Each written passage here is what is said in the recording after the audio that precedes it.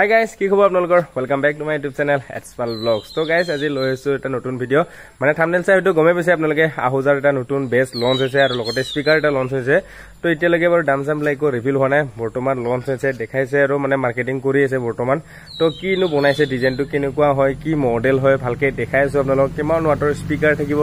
program কিমান থাকিব আৰু কিমান এম্প্লিফায়াৰ লগত বজাব লাগিব সেই বক্সটো আহিলে আৰু এতিয়া বৰ্তমান মানে একদম হাংগামা আৰু আহুজা মাৰ্কেটৰ পুৰা হিলাই আছে জানে আপোনালোকে এম্প্লিফায়াৰ নতুনকে লঞ্চ কৰিছে যিটো নেকি ক্লাছ ডি এম্প্লিফায়াৰ হয় XDM মই মাজতে ভিডিও বনালো মানে লাষ্ট ভিডিওটো বনালো যদি চোৱা নাই চাব পাৰে আপোনালোকে তো আজি মই দেখাইছো সেই বেসটো লগত আপোনালোকে কি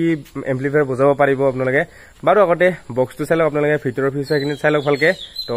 চাই লওক তো গাইস চাব পাৰে আপোনালোকে এটো হল আহুজাৰ নতুন লো বক্স যেটো নেকি আহুজাই নতুনকে লঞ্চ কৰিছে আৰু এই লো বক্সটোৰ কিমানখিনি প্ৰগ্ৰাম হয় মানে কিমানখিনি ওয়াটৰ হয় এই বক্সটো মই দেখাইছো আৰু কি মডেল হয় মই এতিয়া আপোনালোকক দেখাইছো তো গাইস চাব পাৰে আপোনালোকে আহুজাৰ SWX 3100 মডেল হয় এটা স্পিকাৰত 1500 ওয়াট কৰি থাকিব মানে 3000 ওয়াটৰ হয় তো প্ৰগ্ৰাম পাৱাৰ থাকিব 6000 ওয়াট আৰু এতিয়া মই ইয়াৰ স্ক্ৰিনাৰখন দেখাই দিছো যেটো নেকি লিখা আছে ধুনিয়াকে তো চাব পাৰে গাইস আপোনালোকে ফ্ৰিকুৱেন্সি 35 ৰ পৰা 250 হাৰ্টজ লৈকে পাই যাব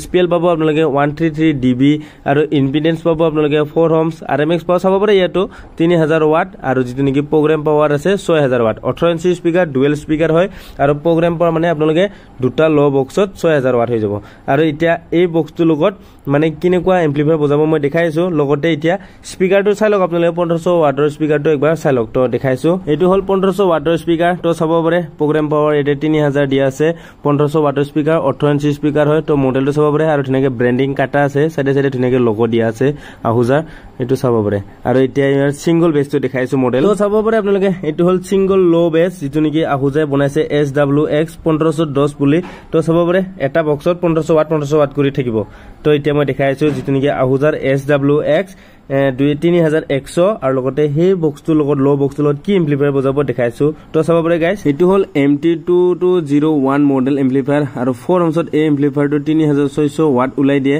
আৰু আপোনালোকে গমে পাইছে আহুজাৰ SWX যেটো নেকি 3100 এই মডেলটোত 3000 ওয়াট উলাই 4 ohms তো আপোনালোকে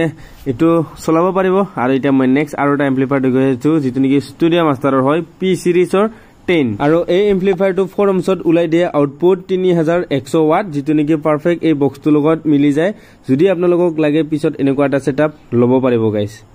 তো গাইস দেখা বলে আজিৰ ভিডিওটো এখিনি আছিল যদি আজি আপোনালোকৰ ভিডিওটো চাই ভাল লাগিল like comment share and subscribe কৰিবলৈ নাপাহৰিব আৰু লগ পাইছো নেক্সট ভিডিওত কিবা এটা বেলেগ ইনফৰমেশনৰ লগত তো চাই থাকিব কাৰণে সাবস্ক্ৰাইব কৰিবলৈ নাপাহৰিব ভাল লাগক কুকুৰ লাগক মোৰ ভিডিও চাই থাকক তো গাইস বাই বাই